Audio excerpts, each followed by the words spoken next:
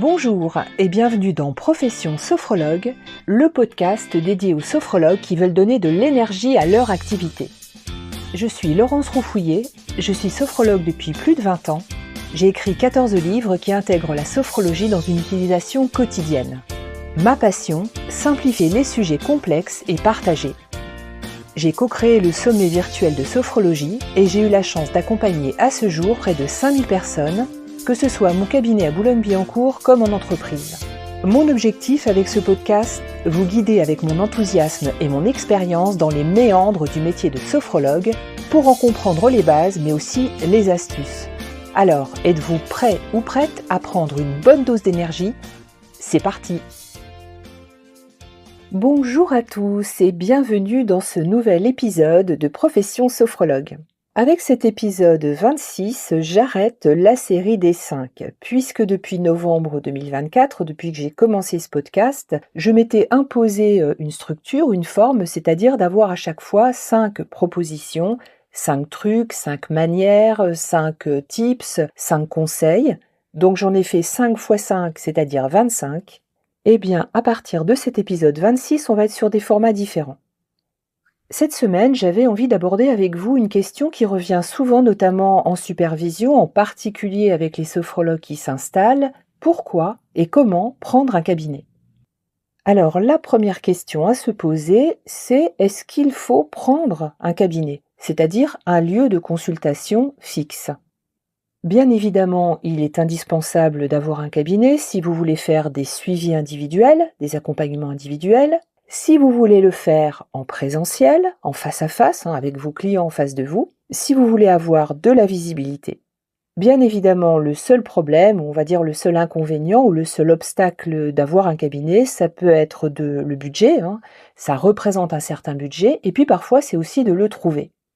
Alors, si à ce stade, pour différentes raisons qui peuvent être économiques, vous vous dites « je ne veux pas commencer en ayant un cabinet », vous avez d'autres possibilités. Certaines de nos collègues exercent uniquement en visio. Ça pose pas de problème majeur d'exercer en visio, ça suppose de maîtriser un minimum la technique, mais aussi de savoir créer une alliance solide avec la personne qui est de l'autre côté d'un écran. Les interactions sont forcément différentes par rapport à une séance en présentiel. Et puis, à travers l'écran, il faut pouvoir rester attentif aux réactions, notamment pendant la pratique des techniques et puis aussi pendant le dialogue post-sophronique. Si vous ne voulez pas avoir un cabinet, l'autre possibilité que vous avez, c'est d'exercer au domicile de vos clients. Pour moi, c'est une solution qui fonctionne un peu moins. Pourquoi ? Parce que d'abord, c'est chronophage. Vous allez forcément avoir des déplacements. Ces déplacements vont impacter votre temps, donc votre rentabilité.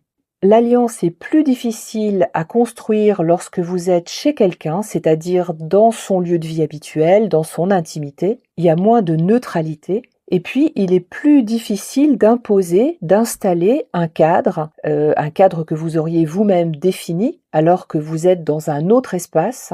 Il est plus difficile de maintenir une posture professionnelle et puis la conduite de séance peut être différente, notamment à cause de l'environnement. Il peut y avoir un environnement familial ou du bruit autour qui va modifier ou qui va gêner la conduite de séance.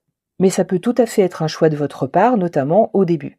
Revenons à notre question. Vous avez décidé de prendre un cabinet. La première question à vous poser, est-ce que vous en avez besoin ? Est-ce que vous voulez le prendre à temps plein ou à temps partiel ? Honnêtement, au début, la seconde solution paraît plus raisonnable, mais ça suppose de bien gérer votre agenda. Notamment, si vous êtes dans un lieu où vous allez être à temps partagé, un cabinet à temps partagé, il faut avoir des horaires, des plages horaires qui soient homogènes et puis qui soient attractives. Vous comprenez bien que sur une journée ou sur une demi-journée, il y a des horaires qui sont beaucoup plus attractifs que d'autres, notamment pour les salariés.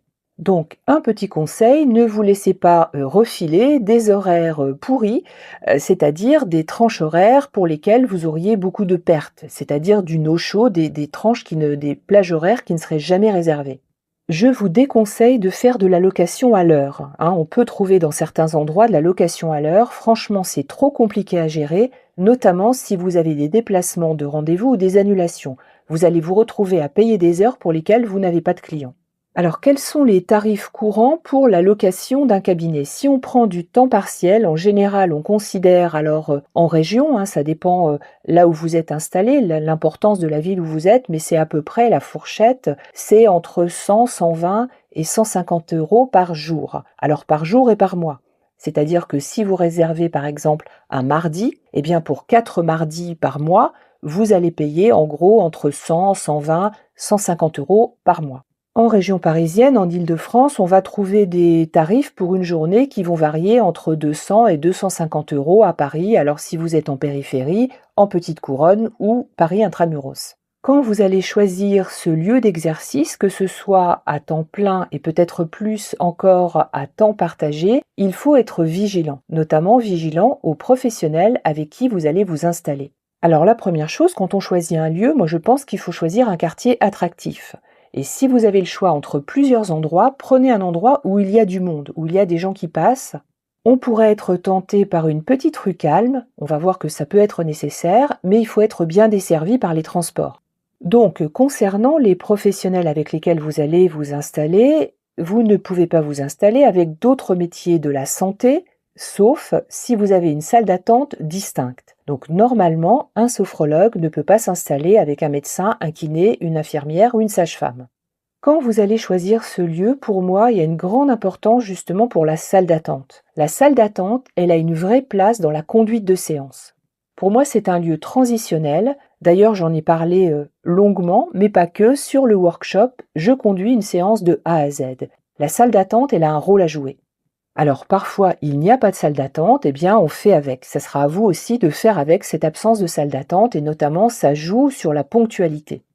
Concernant les professionnels avec lesquels vous allez cohabiter, si possible, efforcez-vous qu'il n'y ait pas de concurrence. Attention aux lieux multicartes. Il y a des endroits qui sont vraiment spécialisés dans la location à l'heure ou à la journée pour les professionnels.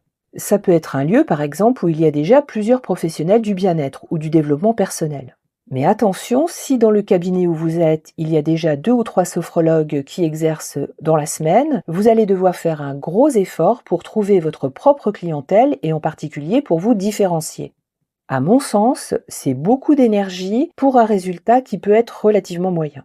Et puis, quand on cohabite avec d'autres professionnels, quel que soit leur métier, c'est important de bien s'entendre. Donc prenez le temps peut-être de les rencontrer, de les interroger, d'échanger avant de vous engager. Il y a des choses très quotidiennes qui peuvent devenir des pommes de discorde, comme par exemple le rangement du cabinet, le ménage, la disposition, la décoration. Parfois, si quelqu'un déplace un élément de décoration, ça peut devenir perturbant, y compris pour vos clients qui ont besoin de retrouver de séance en séance le même cadre qui pour eux est rassurant. Et puis, il y a des questions aussi basiques que qu'est-ce que vous allez faire de vos affaires professionnelles, ne serait-ce que vos fiches clients, votre ordinateur, est-ce qu'il faut tout apporter à chaque fois? Donc ça, c'est un petit peu les questions à se poser et puis aussi le cahier des charges avant de choisir un cabinet. Ensuite, comment on peut trouver un cabinet, un lieu d'exercice? Eh bien, il y a des sites d'annonces, il y a aussi des pages Facebook qui sont spécialisées dans la recherche entre professionnels. Vous pouvez aussi localement, c'est-à-dire là où vous voulez vous installer, aller voir les agences immobilières, notamment des agences qui sont spécialisées dans les locaux professionnels. Si vous passez par une agence, il peut y avoir des frais d'agence, parfois il peut y avoir des frais de reprise de local, donc renseignez-vous bien avant de vous engager. Et puis regardez le type de contrat qu'on vous propose. Normalement, pour un local professionnel, vous pouvez être engagé sur un bail commercial. Or, un bail commercial, c'est un bail à longue durée. C'est-à-dire que vous vous engagez normalement sur 9 ans, mais par tranche de 3 ans. On dit toujours c'est un bail 3, 6, 9. Vous pouvez aussi avoir des propositions avec des contrats de sous-location. Il faut absolument que cette sous-location, elle soit autorisée par le propriétaire du local. Et puis, il y a des contrats de rétrocession d'honoraires, c'est-à-dire que vous êtes avec un professionnel, mais qui va vous demander un pourcentage, une rétrocession sur les honoraires que vous allez réaliser dans le cadre de ce local. Alors, vous comprenez bien que dans tous ces cas de figure, à nouveau, il va falloir faire vos calculs. Pour moi, le cabinet idéal, il a une entrée visible. et j'ai même envie de dire une entrée propre. Ça paraît une évidence, mais quand les gens arrivent, il faut qu'ils arrivent dans un immeuble, un local qui a une entrée qui est professionnelle et qui est visible, qui donne sur la rue. Pas on fait 3 codes, on traverse une cour, on traverse le local des poubelles et puis on arrive dans un appartement qui a été plus ou moins aménagé. À mon sens, mais ça ne regarde que moi, c'est pas ce que j'ai envie d'offrir à mes clients. Donc une entrée visible, si possible une entrée sur la rue, avec la possibilité de mettre une plaque. Parce que même si la plaque n'est pas votre meilleur outil pour faire venir vos clients, il n'empêche qu'ils passent et il doit pouvoir repérer facilement là où ils vont. Le cabinet idéalement, il possède une salle d'attente et puis c'est un lieu qui est relativement calme. Alors je dis bien relativement calme, parce qu'il n'y a aucun endroit qui soit totalement insonorisé et d'ailleurs ça n'est pas souhaitable. Le bruit en soi n'est pas un problème. D'ailleurs, nos clients eux-mêmes vivent dans des endroits, travaillent dans des endroits où il y a du bruit autour d'eux. Tout notre art en tant que sophrologue est d'intégrer les bruits courants, aux pratiques. Néanmoins, ça me paraît difficile d'être installé, par exemple, avec un kinésithérapeute qui ferait de la kiné respiratoire ou avec un pédiatre qui travaille avec des très jeunes enfants et où vous avez tout au long de la journée, par exemple, des enfants qui pleurent ou bien des frères et sœurs qui jouent dans la salle d'attente. Pensez à ces questions d'environnement, de bon équilibre avec les professionnels avec lesquels vous allez être, parce que c'est toujours ça qui posera problème à court terme. Alors, en conclusion, est-ce qu'il faut avoir un cabinet ? Eh bien, moi je pense que oui. Notre métier, il s'incarne, il s'exerce beaucoup en face à face. Après les différents confinements, on a été nombreux à penser que nos clients se dirigeraient naturellement vers la téléconsultation, vers la visio. Et dans la réalité, on s'est rendu compte assez rapidement qu'ils en avaient marre de la visio, ne serait-ce que parce qu'ils le font beaucoup déjà dans le cadre de leur travail, parce qu'ils sont beaucoup aussi en télétravail et parce qu'ils veulent sortir de chez eux. En ce qui me concerne, tous mes clients sont revenus au cabinet, parce qu'ils voulaient à nouveau me voir, ils voulaient à nouveau avoir ce contact particulier, ce contact direct qu'on a dans les séances individuelles, et puis aussi de se retrouver à nouveau dans un lieu professionnel, un lieu qui est fait pour cela, et dans lequel ils peuvent se poser. Votre exercice se développe dans un temps, le temps de la consultation, il se développe, il s'incarne aussi dans un espace.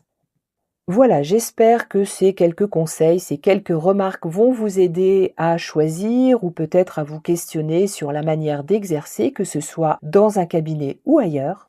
Je vous souhaite donc de bonnes réflexions et puis aussi une bonne semaine avant de se retrouver très rapidement pour le prochain épisode. Depuis janvier 2025, j'ai lancé un programme de workshop exclusif spécialement conçu pour vous, sophrologues, qui souhaitez énergiser votre métier. Avec ces ateliers pratiques, je vous transmets des outils concrets pour faire grandir vos compétences et votre activité tout en restant aligné avec vos valeurs. En clair, découvrir tout ce qu'on n'apprend pas dans une école de sophrologie. Vous pouvez les suivre en direct ou en replay et si vous avez manqué les ateliers du début, vous pouvez les prendre en cours de route à n'importe quel moment car chaque workshop est indépendant. Rendez-vous sur Instagram, @espace du calme pour plus d'informations.